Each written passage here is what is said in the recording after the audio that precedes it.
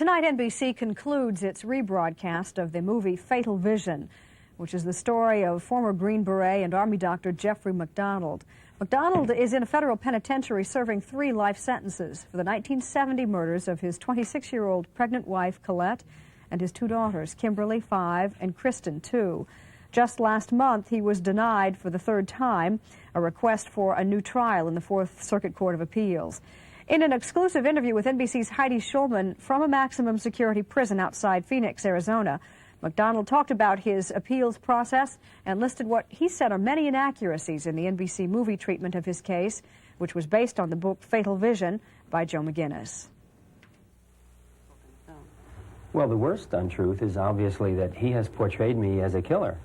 He has portrayed me in a very carefully constructed scenario with a lot of fallacies in it. He has portrayed me as a person who murdered my wife and children. I didn't do those things, and the evidence does not say that I did those things. You don't accept the decision of the legal system? No, the decision's wrong. It was wrong in 1979, and it's wrong today. The way I lost that case was the prosecutor would say to me, if there were so-called hippies in your house that night, where is the evidence for the hippies? And I would say something like, well, what do you mean? What kind of evidence? And they'd say, well, the bloody clothing and boots, or fingerprints, or drug paraphernalia like syringes. And I would say, well, I don't know, you're the investigators. Didn't you find anything like that? And they said, no. 4 years later, only through the Freedom of Information Act, we find out that there were fingerprints, and they threw them away. There were bloody clothing and boots, and they gave it back. And there was a bloody syringe. There was drug paraphernalia found in the house. I mean, that could all be presented in front of a jury. Mm-hmm. That's very persuasive evidence. Mm-hmm. I mean, I don't think there's a jury in this country that would find me guilty at this point. There's no question about my innocence. Is there anything new that you can do or are doing? Well, yes, we are continuing the investigation. New witnesses continue to come forward. Dr. Thomas Noguchi, in his new book, Coroner at Large, has just given us an astoundingly important lead in that he discovered that the FBI blood test results were different from the Army blood test results and were therefore kept from us at trial, since the blood test results were so critical in obtaining my conviction. So we are pursuing that lead. And the investigation is ongoing. It's constantly coming in with new evidence and new witnesses. Your wife and daughters were killed more than 15 years ago. Do you still think about them often? Yes, I do. And do you think often about the night of the murders? Yes, less as time goes on, unless NBC happens to reshow the movie. What's the strongest lasting memory? Of? The night of the murders. Well, there are 2 really that are intertwined, and the first is my first awakening, when I was trying to sit up and I was trying to figure out what was going on and why did I hear my wife's voice, and who were the people that were in the house facing me at the foot of the couch. That's intertwined with a very horrible memory that I have of giving mouth-to-mouth resuscitation to my wife and the air escaping from her chest. Your father-in-law, Fred Kassab, and Joe McGinniss will appear on Today from New York in a few minutes. Is there something you'd like to say to them? Well, I can't say that in one sentence. Alfred Kassab is, unfortunately, in my view, working out a grief process in a destructive fashion rather than any sort of constructive fashion. He was my biggest booster back in 1970 when the facts were fresh and the witnesses all had clear memories. And as he changed over time, over the years, he took up the sword of vengeance, as it were. And I think he's working out a mechanism to make someone guilty of these crimes so he feels some sense of peace. I feel sorry for Alfred and Mildred Kassab. They were decent people when I knew them, and I feel very badly about what's happened. But that doesn't make me guilty of homicide. Joe McGinniss, on the other hand, is a whole different story. He's simply making money off of this tragedy. And he is using everyone around him, including the Kassabs and myself and my mother and my friends and family and both camps, the prosecution and defense, to make money. And it's unconscionable what he's done. He has published material that is clearly false, and he knows it's false. They can't take away the rest of my life and brand me as a murderer. I'm not. And I'm not going to let it happen. Jeffrey McDonald, thank you. Now back to New York. As we heard him say just a few moments ago, Jeffrey McDonald has not given up his fight for freedom. He's now serving 3 consecutive life sentences, yet he'll be up for parole in 1991. That great's Alfred Kassab. He's the father and grandfather of the murder victims, as well as Jeffrey McDonald's one-time father-in-law. It grates, too, on author Joe McGinniss, who was contacted by McDonald to write Fatal Vision and who is now being sued by McDonald because the book was not what he expected.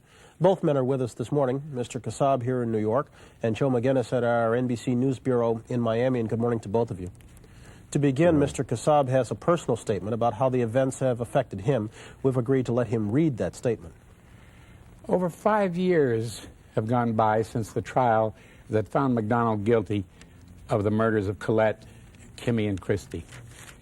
In these 5 years, the courts haven't found any evidence whatsoever that would change the decision of the 12 jurors. Today, McDonald is anything but quiet. He sends out newsletters asking for contributions for something called the McDonald Defense Fund. He gives interviews to the press and has filed a lawsuit against Joe McGinniss because he dared tell the truth. Let me say for the record, I shall always be grateful to Joe McGinniss for his painstaking research that produced Fatal Vision, and most especially to Brian Murtaugh, who spent 14 years bringing McDonald to justice. On December the 17th, the U.S. Court of Appeals ruled unanimously that there are no grounds for a new trial. But the U.S. Bureau of Prisons says that he will be eligible for parole in April of 1991 after having served only 10 years. They say that for parole purposes, there is no difference whatsoever between 3 consecutive life sentences to which McDonald was sentenced to and 3 concurrent life sentences. Today, I would implore the U.S. Attorney General to allow me to bring this question before the courts for a determination. Excuse me. Can anyone who has committed 3 such horrible crimes be considered for parole after serving only 10 years? I call them crimes, but they were more than crimes to me and to my wife. They are pain and anguish and an emptiness that will never leave us as long as we shall live. Our photo albums are all that we have left of our 2 little granddaughters and our precious daughter, who were brutally murdered. Maybe God can forgive McDonald, but we never shall. Mr. Kassab, as you sat there and watched that interview with Mr. McDonald, what were you thinking? Well, I was thinking that he always jumps all over everybody, and especially Joe McGinniss and NBC for making the movie. And yet, it wasn't Joe McGinniss, and it wasn't NBC that convicted him of the 3 murders. It was the 12 jurors. He said he feels sorry for you. Do you hate him? With a passion. He referred to Dr. Noguchi's book, Dr. Noguchi's 27-page dissertation, which I've read. I can document, between 25 and 30 absolute lies in that dissertation. Now, one of the things McDonald just referred to, and that was the blood typing.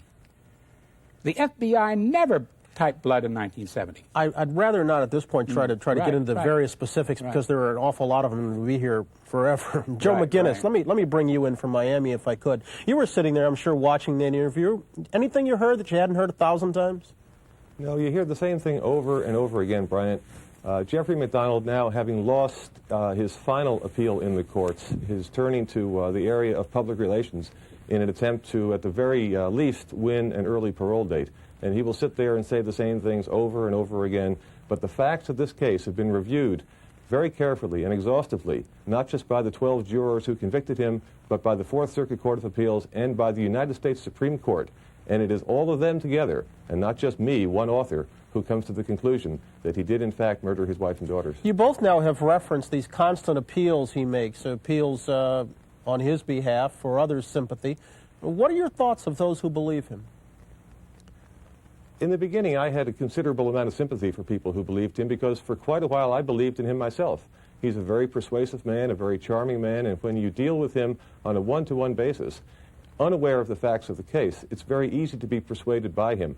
However, now, the years that have elapsed since conviction, and it is now 1986, he was convicted in 1979, I think there's very little excuse for anyone to not take the time and trouble to look at the facts independently. And people who follow him now are really little more than groupies. Mr. Kassab, he says you're working out your grief. No, my grief perhaps is not as intense with time over a period of 16 years, but you cannot refute the evidence that was presented against McDonald. There is no way. Even in your private moments, you don't admit to even the slightest possibility that you could be wrong, that your initial feelings could be right? Not the slightest. I've worked too long and looked at too many things in this case for it to be any other way. Joe McGinniss, you recently sat in the same room with Jeffrey McDonald in the prison in Bastrop, Texas, from when she has since been moved. Your thoughts, what was it like? Well, Brian, it wasn't fun. Frankly, I had more fun at the Patriots game yesterday, but it was necessary. He's filed suit against me because of Fatal Vision, because the book tells the truth, and he's very angry about that. We sat across the table from each other for a total of 14 hours, about 4 feet apart, and we did not exchange a single word, although there were quite a few looks back and forth. And I have one memory of departing the prison. As I turned to walk out with my lawyers to leave, I looked back at him walking the other way to stay behind, presumably for the rest of his life. And there was something almost poignant about that, because he is somebody who could have been so much. He had so much to offer the world, but instead he committed these terrible crimes and is now paying the price. One final note, Mr. Kassab, quickly, as we noted, he's eligible for parole in 1991. Have you thought about what happens then? Well, I intend to take, if I can possibly do it, take the U.S. Bureau of Prisons to court on this question of interpretation of the law. Alfred Kassab, Joe McGinniss, thank you both, gentlemen.